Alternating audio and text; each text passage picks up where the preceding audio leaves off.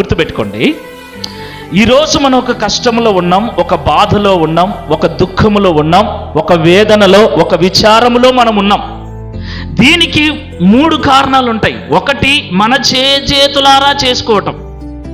రెండోది, ఇంకొకడు మన మీద అసూయతో, ద్వేషముతో, పగతో మనము ఎదగటం వానికి ఇష్టం లేక, మనం బాగుపడటం వానికి ఇష్టం లేక, ఇంకొకరి ద్వారా మనకు శ్రమలు వస్తాయి, బాధలు వస్తాయి, వాటి వల్ల మనకు దుఃఖం వస్తుంది.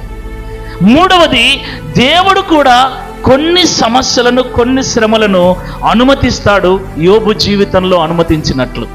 అయితే విలాప వాక్యములు 3వ అధ్యాయం 33లో ఒక మాట ఇలాగ సెలవిస్తున్నాడు దేవుడు. చూడండి, చదవండి.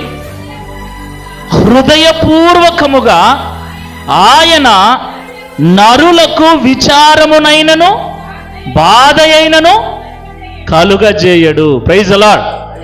విచారము, బాధ, దిగులు, చింత, వేదన, దుఃఖము 3 కారణాలను బట్టి జరిగితే, వాటిల్లో దేవుని వలన కలిగే బాధలు, దేవుని వలన కలిగే విచారము, దేవుని వలన కలిగే దుఃఖము దేవుడు ఇష్టపూర్వకంగా అనుమతించడంట. అర్థమవుతుందా? దేవుని వలన వచ్చే బాధ దేవుని మహిమ కొరకే వస్తుంది. Praise the Lord. దేవుని వలన కలిగే దుఃఖము, దేవుని వలన కలిగే విచారము, దేవుని వలన కలిగే ఆ సమస్య ఏదైనా అది తన మహిమ కొరకు దేవుడు మన జీవితంలో అనుమతిస్తాడు, యోబు జీవితంలో అనుమతించినట్లు.